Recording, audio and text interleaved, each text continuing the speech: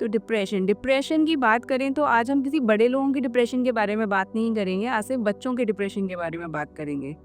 तो बच्चों में लें तो आज हम बेटियों को लेते हैं। तो बेटियों में डिप्रेशन किस चीज़ का हो रहा है? गर्ल्स में डिप्रेशन हो रहा है वो इस चीज़ का कि हमें पढ़ना भी है, हमें खेलना भी है, हमें वर्कशीट्स भी पूरी करनी है, असाइनमेंट्स भी पूरे करने हैं।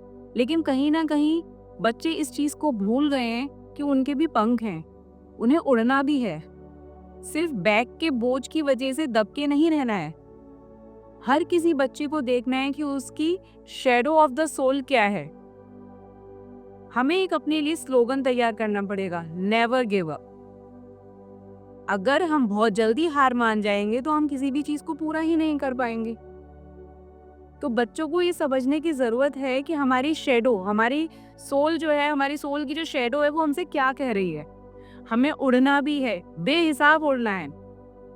हम खूब उड़ सकते हैं, हम उड़ेंगे नहीं जब तक तो हम अपने पंखों को कैसे फैलाएंगे, हम अपने सपनों को कैसा पूरा करेंगे। पढ़ाई होगी, आप डे बाय डे जो भी स्कूल का हो रहा है आप पढ़ो, आप क्वालिटी टाइम स्पेंड करो अपनी फैमिली के संग। क्वालिटी टाइम का मतलब ये नहीं होता है कि पूरी फैमिली एक संग बैठ के पिक्चर देख रही है, नहीं। क्वालिटी टाइम होता है कि हम एक दूसरे के संग अपनी बातें शेयर कर रहे हैं। हम अपने पेरेंट्स के संग बैठे हैं, पेरेंट्स के संग बैठने के बाद हमने अपनी उनसे बातें शेयर करी कि आज हमने स्कूल में क्या किया, आज हमारी फ्रेंड ने हमसे किस टॉपिक पे बात करी, आज हमारी मैम ने हमें क्या समझाया।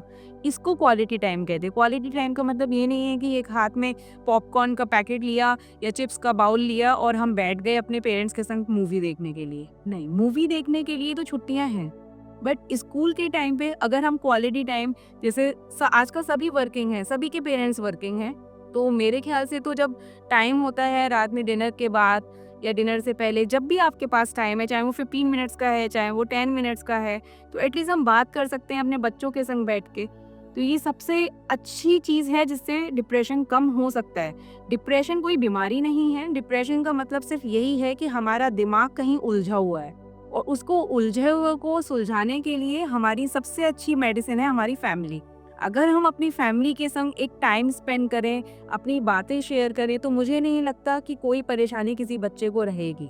और अगर हमें लग रहा है कि हमारा बच्चा किसी चीज़ को बता रहा है, बार बार एक ही चीज़ के बारे में बोल रहा है कि वो मेरा फ्रेंड नहीं है, मेरा फ्रेंड मुझसे ये कहता है, तो फिर हमें उसके सामने ना सही, उससे पीछे या उसके सामने, जैसा आपको उस सिचुएशन में सही लगे, उसके साथ स्कूल में जाके उस टॉपिक पे बात करनी चाहिए। या फिर बच्चा अपने टीचर से फ्रेंडली है तो उसको बताए। घर में कोई ऐसा होगा जिससे बच्चा फ्रेंडली रहेगा, चाहे वो पापा हो, मम्मी हो, भैया हो, बहन हो, दादी हो, बाबा हो, जो भी फैमिली है। किसी की बड़ी फैमिली होती है, किसी की छोटी फैमिली होती है। तो हमें अपने बच्चों को ये सिखाना है कि हमारे जो ड्रीम्स हैं, हमारे जो सपने हैं वो बहुत बड़े हैं। हमें खुद पे बिलीव करना है, believe in yourself, never give up. जिसको जो सोचा है उस चीज को पूरा करने के लिए अपनी हिम्मत रखनी पड़ेगी। अगर हम छोटी से छोटी बात पे ही निराश होकर बैठ जाएंगे कि अब मेरे साइंस में इतने आए, मेरे मैथ में इतने आए, उस बच्चे ने मुझे ये कह दिया, तो क्या हो गया?